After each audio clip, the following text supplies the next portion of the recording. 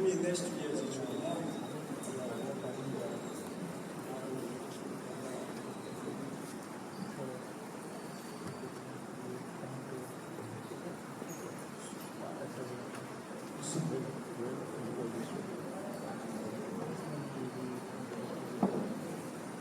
Good evening, brother.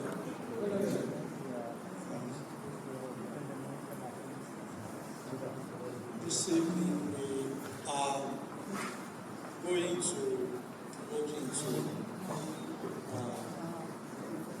catching God and creation. We all know that it is indispensable to move creation away from God. The first thing we always know, even when we are little children, is about creation and God. And we are taught from when we are still little. Today we are going to look into this topic in such a way that I would like it to be a kind of mutual stuff. So it will be a kind of we communicating with each other while we discuss on this. So starting from the first book of the Bible, which is Genesis chapter 1 verse 1. Then it reads on. But I want to dwell more on Genesis chapter 1 verse 1. We see a little glimpse of the creation, and we also look into man and other heavenly bodies. I want to make us to watch it in such a way that it progresses, okay? Well, we start with the creation of the earth for man dwelling. Then from there we relate it with whatever and any other thing that you want to relate it with. So I want us to watch this. I make it to be soundless. I just want us to just concentrate on how the wasteland was made a kind of a fruitful land. Then from there, the progression of sea animals, different kind of species. We've seen the whale, we've seen the different fish, different schools of fish here, and so many other things that God created. I just want us to appreciate the beauty. Look at the way it moves. We have the jellyfish. This is the bottom of the sea ocean. It's an example of how it looks like. And from there, we move on to the different kind of birds. You know, they are their own species, in their own kind, just as the Lord God has already created them, because He said they should bring forth after His own kind. And these are what we are just looking at, watching now. And these are swarms of birds. We have the insects, okay? And then ultimately we have the animals, the lower animals. So I just want us to watch and take a very close look at the beauty itself, so that we can appreciate God whenever we say God is the creator of all things. So the appreciation comes by when you see all these things and try to digest it inside of you, and that will make it a kind of lemon on your side. At the end of the day, you will appreciate God the more. Then we'll be moving on to how God created man. Not that exactly that's like the way it looks, but I want us to have an experience of how it may look like, and not just exactly how it looks like. God knows. I was not there. I know you are not there too. But I think they just have an idea. Okay, that's why I make it noiseless. These are done.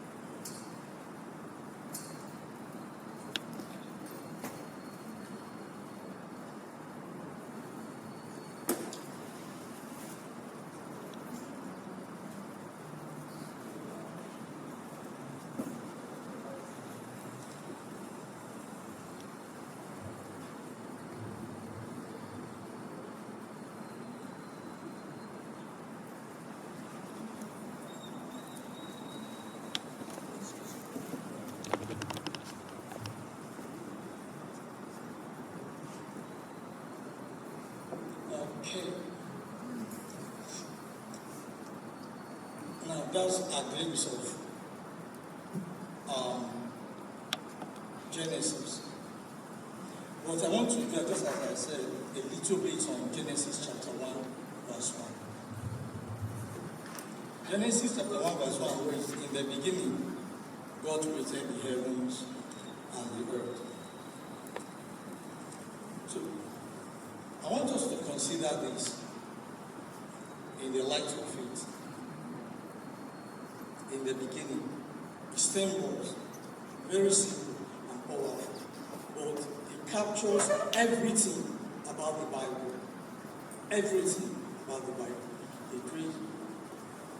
Now, from this, I just draw a little graph here for us to appreciate Genesis chapter 1, verse 1. In the beginning, which is time,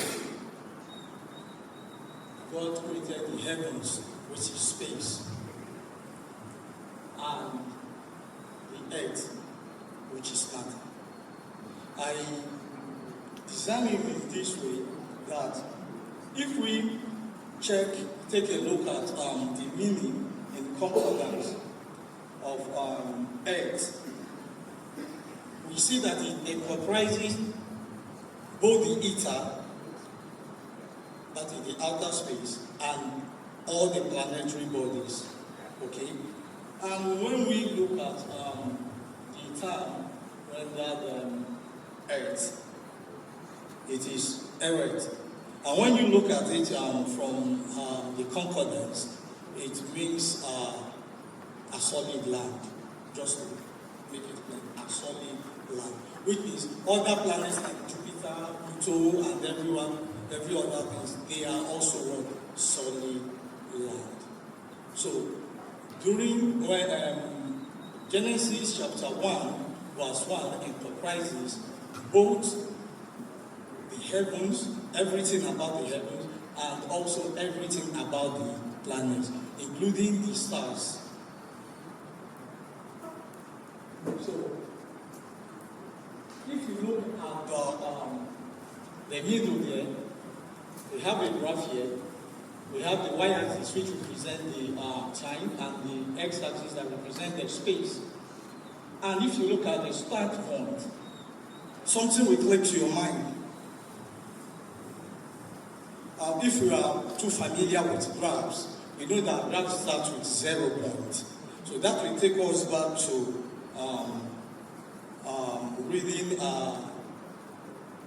the book of Hebrews, chapter 11, verse 3. So Hebrews 11:3 reads, and I quote, "By faith we understand that the whole world was framed by the word of God, so that things which are seen were not made of things which do appear."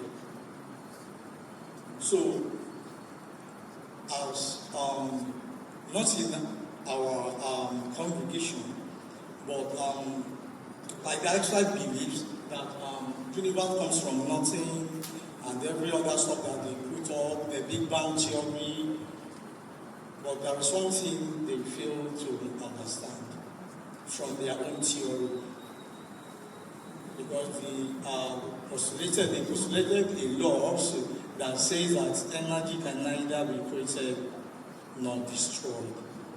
So for them to say that the universe comes from nothing, or it's not created by anything, also violates their law also. So I just wrote this to make us understand that before the universe, there must be something, though of which it is not physical. That's why you see us saying the material universe, or we say the fabric of the universe. It's a very long topic, but I'm trying to make sure that I make it out for us to cover up and with the time. But let me just leave it there, and let us go through the planetary body, starting from the Earth. Starting from the Earth. Let's look at the planetary bodies. Let's just appreciate what God has done, even if we cannot really comprehend. Okay, these things you are looking at, I want you to visualize it in kind of a way that it gives meaning and purpose, telling you that creation is created by an intelligent being with a purpose behind it. So these are our galaxy. Okay, this is how it looks like. Okay, these are one of the greatest creations which we've seen outside the universe also, and in the universe. That's the black hole. Then from there we see other planets. Everything, other galaxies, everything we are looking at now, anything you see after this is a galaxy with billions and billions of stars. Each stars with their own planetary bodies revolving round about them and at the same time rotating on their own axis. So look at this, we have billions of galaxies. Billions of galaxies. And please,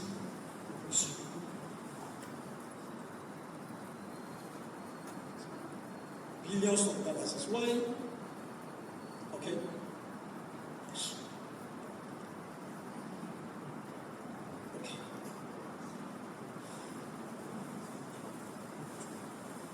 So why I want us to consider this? These are thousands of light years away from the Earth.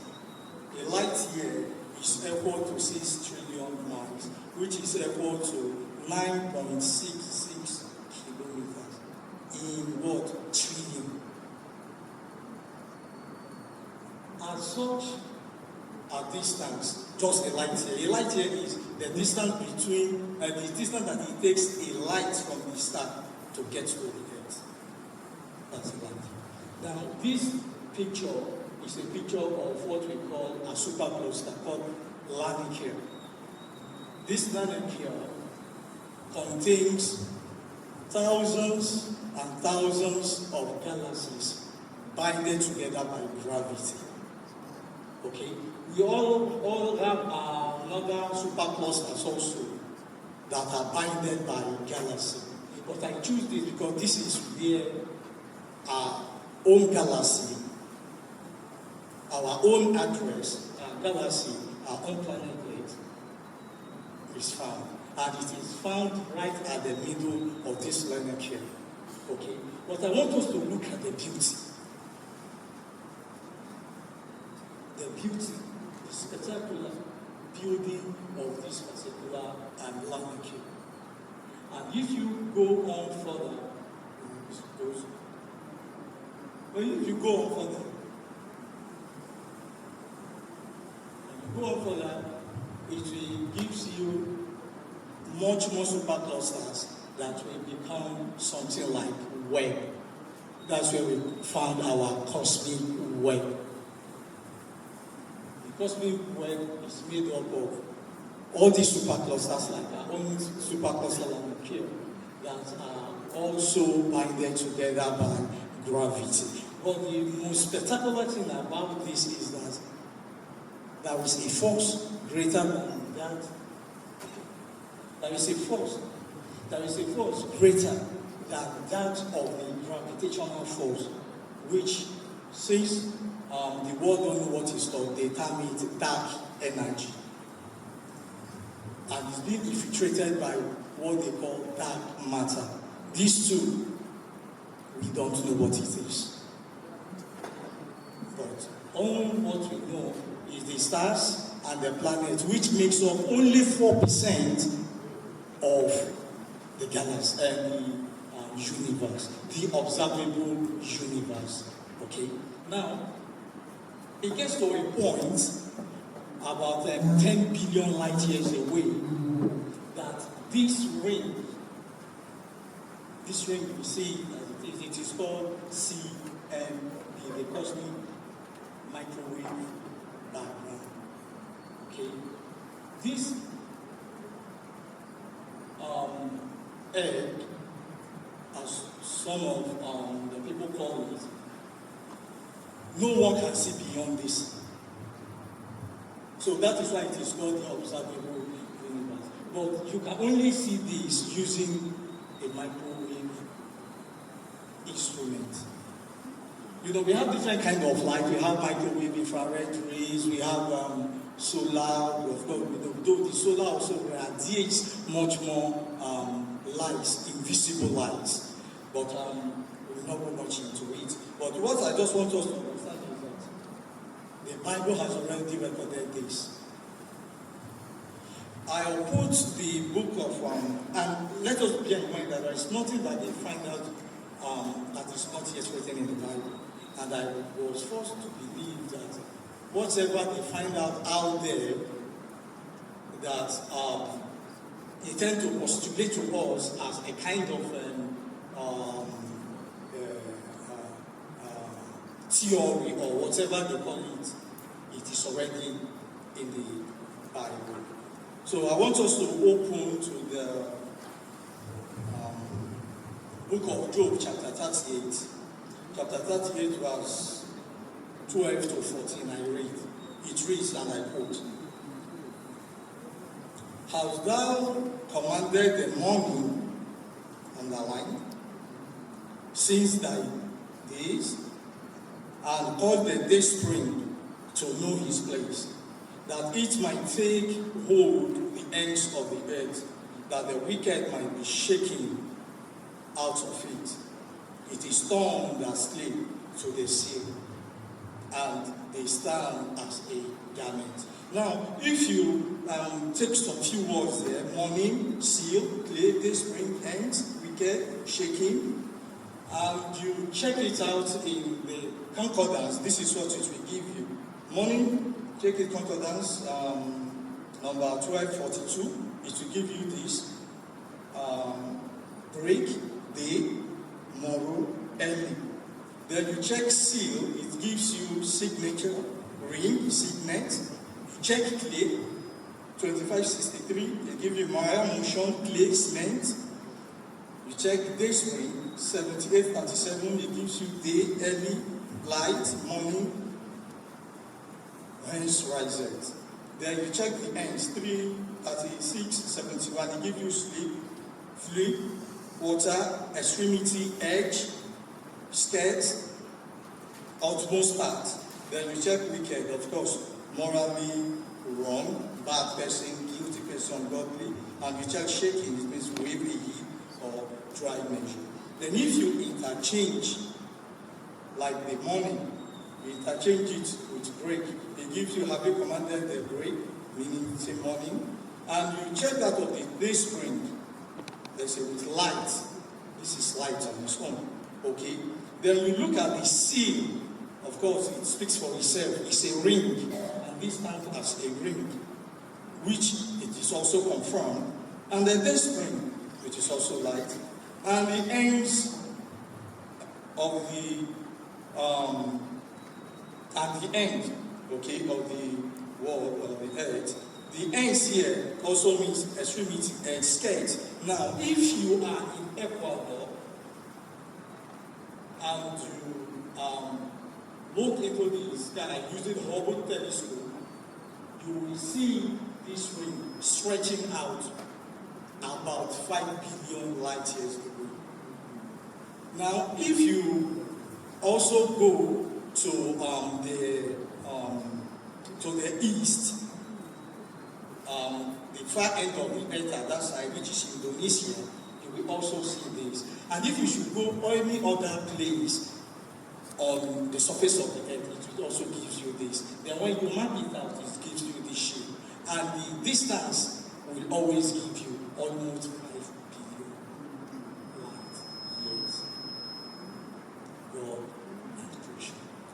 Let's stop there for a minute and let's go further. Now, we try to move on.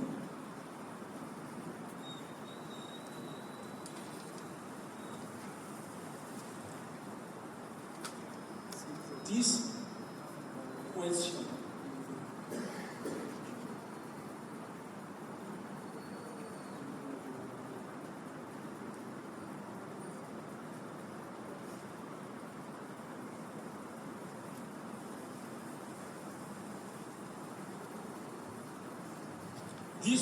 has been a predominant question throughout the world. Everybody wants to know who is God. Where is God? Even among the believers, where is He living? How can you locate Him? We want to know, because everybody wants to know. There are some verses I quoted up here.